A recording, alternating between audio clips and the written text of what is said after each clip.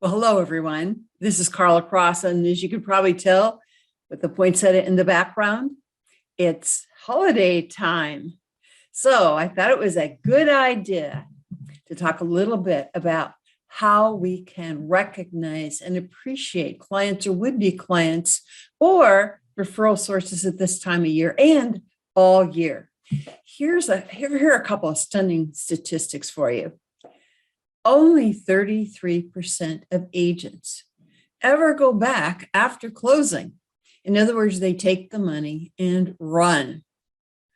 In our area, and I'm in the basic Seattle area, agents get 15 to 30,000, 20,000 bucks in their pockets before expenses from selling one property. But, and this is a NAR statistic, National Association of Realtors statistic, not just our area, but only a third of the agents ever go back and thank that buyer as they move in after closing. So here's another statistic I want you to know. We're all taught, chase the business, chase the business, chase the business, new business, but it costs 6 to 10 times more to get a new customer than to keep an old one. Well, why would you want to keep an old one? Well, I sold real estate for a long time. I've also been a speaker for a long time. I was a musician for a long time, playing music jobs. Here's what I know.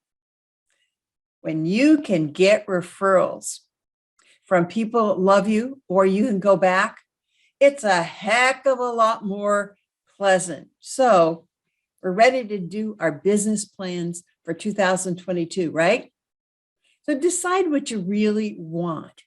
Do you have enough clients that you can go back and thank them and probably get referrals or return business?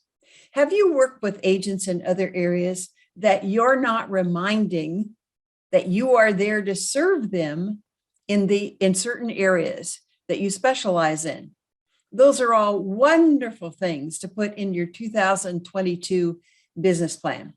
And the reason I mention is this: I was teaching business planning several years ago, and one of the agents in the room said, and he was a very successful agent, he said, well, I made less money this last year, so I cut out something. I said, what was that? And he says, oh, presents to the clients I just sold. Oh my gosh. Obviously, he doesn't understand any of the statistics. So you want to be sure and put that in your business plan. And by the way, a recent NAR survey said 90% of the buyers would go back and work again with the agent they work with to buy the home. But only 34% of transactions are return and referral business, according to realtors that answered the NAR latest survey. So 90% of clients said they go back, but only 34% of the time are agents getting referral and return business. What's wrong with that picture? Well, what's wrong is we as real estate professionals have not remembered that a huge part of our business, the easiest part, the less expensive part, the more desirous and a stunningly wonderful part of our business is going to be repeat and referral business, but we have to work it. So when do we do that? Well, obviously at closing, obviously after closing. And by the way, I think you should go back both to buyers and sellers, but we can argue about that later. Anniversaries, of course, holidays, of course, and don't forget referrals, especially too referrals from agents in other areas. So how should we do it? Well, I think one of the best things to keep in mind, besides the specifics of what do you give, is if you can make it evergreen. That is, whatever you give stays with them. Now, here's what's more important though than making it evergreen: just doing it. My gosh, you could take a petunia to the buyers who just moved in, because remember, 2/3 of the agents never even bother. They don't understand this, or maybe they don't care. I don't know, but you do. So you be sure and go back. And if you can, again, make it evergreen. There's a company I like. I don't get any money from them. I don't endorse them. I don't know who's in the company, but it's called the Personal Marketing Company. And I'll put that in the notes with this video.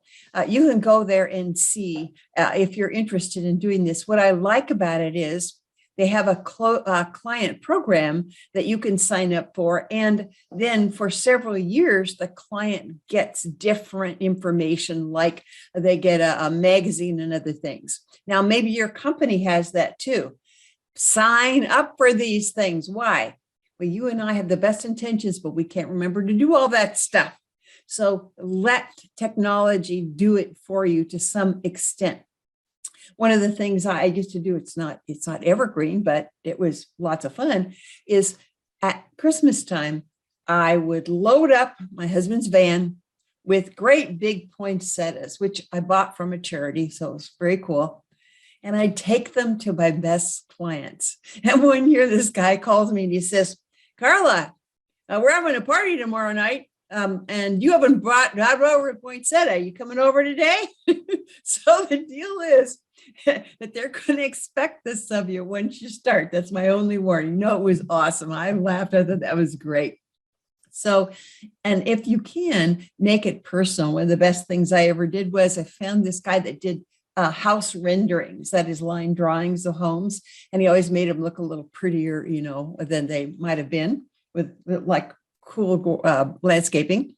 And then I had them framed. And I also had note cards made, and I would give those as a housewarming present. Again, the reason I liked that so well, it was Evergreen. And I would go there again to list their home in a few years, and they'd have that framed on the wall. They never forgot where it came from. And some of them even cried when I gave that to them. I hope they're crying because they were so happy with the transaction, not badly. So it's easy to do. Be generous about it. Generous, because you'll feel better about your clients. And even some of them that you didn't think loved you before closing, they'll be in their new home. They will love you. And when you go over, you'll establish a much better relationship.